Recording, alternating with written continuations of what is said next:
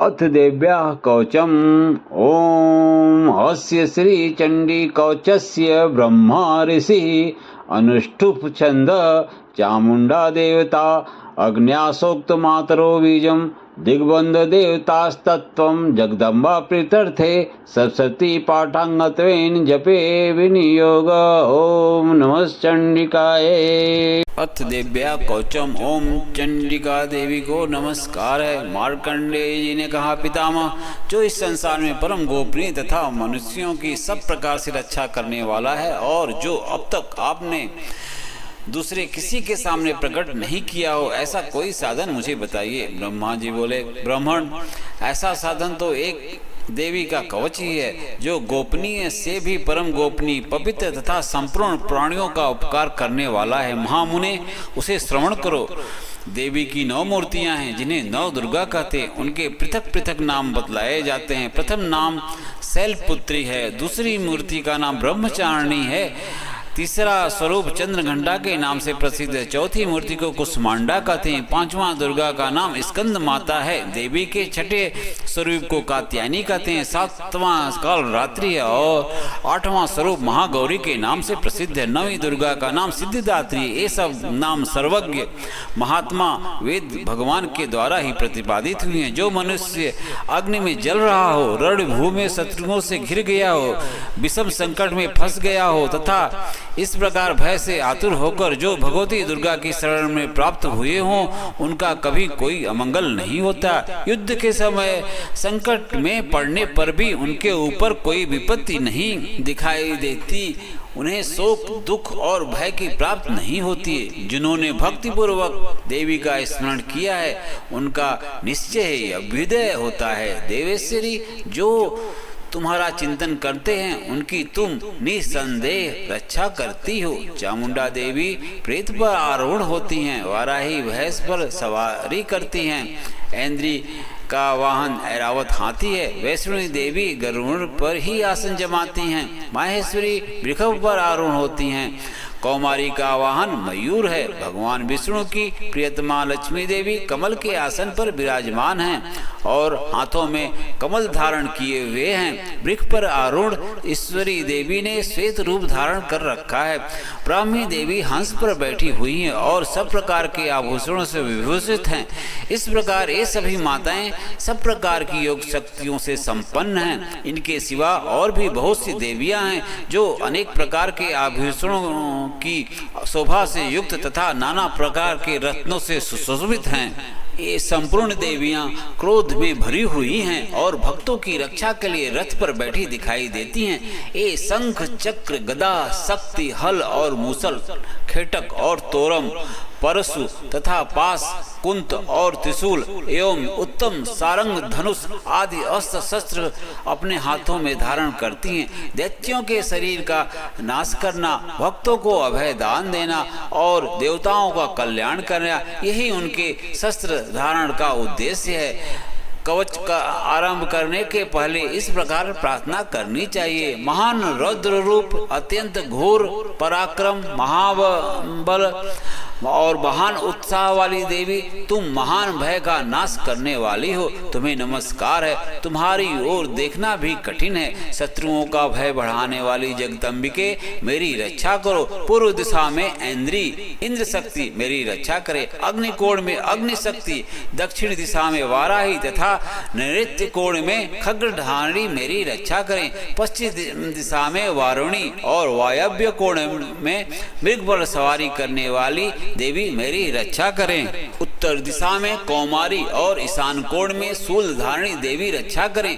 ब्राह्मणी, तुम ऊपर की ओर से मेरी रक्षा करो और वैष्णवी देवी नीचे की ओर से मेरी रक्षा करें। इसी प्रकार 100 को अपना वाहन बनाने वाली चामुंडा देवी दसों दिशाओं में मेरी रक्षा करें। जया आगे से और विजया पीछे की ओर से मेरी रक्षा करें। वाम भाग में अजिता और दक्षिण भाग में अपराजिता रक्षा करें। उद्योतनी शिखा की रक्षा करें। उमा मेरे मस्तक पर विराज विराजमान होकर रक्षा करें, ललाट में मालाधारी रक्षा करें और यशस्विनी देवी मेरी भवों का संरक्षण करें। भवों के मध्य भाग में त्रिनेत्रा और नथुनों की यम घंटा देवी रक्षा करें। दोनों नेत्रों के मध्य भाग में शंखिनी और कानों में द्वारवासिनी रक्षा करें। कालिका देवी कपोलों की तथा भगवती शंकरी कानों के मूल भाल की रक्षा करें। नासिका में सुगंधा और ऊपर के ओठ में चर्चिका देवी रक्षा करें। नीचे के ओठ में अमृत कला तथा जिह्वा में सरस्वती देवी रक्षा करें। कौमारी दांतों की और चंडिका कंठ प्रदेश की रक्षा करें। चिंद्र घंटा गले की और घाटी की और महामाया तालु में रहकर रक्षा करें। कामाक्षी ढोड़ी की और सर्वमंगला मेरी वाणी की रक्षा करें। भद्रकाली ग्रीवा में और धनुर्धरी पृष्ठवंश में रहकर रक्षा करें। कंठ के बाहरी भाग में नीलग्रीवा और कंठ की नली में नलकुबरी रक्षा करें। दोनों कंधों में खगनी और मेरी दोनों भुजाओं की वज्रधारणी रक्षा करें। दोनों हाथों में दंडनी और अंगुलियों में अंबिका रक्षा करे। सुलेश्वरी नखों की रक्षा करे। कुलेश्वरी कुक्ष में रहकर रक्षा करे। महादेवी दोनों स्तनों की और सुख विनाशिनी देवी मन की रक्षा करें। ललिता देवी हृदय में और शूलधारणी उदर में रहकर रक्षा करें। नाभि में कामिनी और गुह्य भाग की गुहेश्वरी रक्षा करें।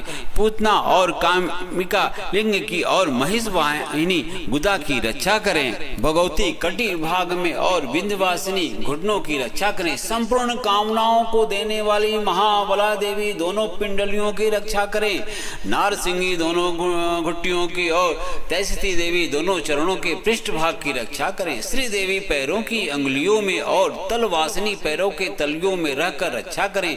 अपनी दाढ़ों के कारण भयंकर दिखाई देने वाली दंष्टा कराली देवी नखों की और ऊर्ध्व केसनी देवी केशों की रक्षा करे। रोमावलियों के छिद्रों में कौवेरी और त्वचा की वागेश्वरी देवी रक्षा करे। पार्वती देवी रक्त मज्जा वसा मांस हड्डी और मेद की रक्षा करें। आंतों की काल रात्रि और पित्त की मुक्टेश्वरी रक्षा करे। मूलाधार आदि कमल कोशों में पद्मावती देवी और कफ में चूड़ामणि देवी स्थित होकर रक्षा करे। नख के तेज की ज्वालामुखी रक्षा करें, जिसका किसी भी अस्त्र से भेदन नहीं हो सकता। वह अभेद्या देवी शरीर की समस्त संधियों में रहकर रक्षा करें।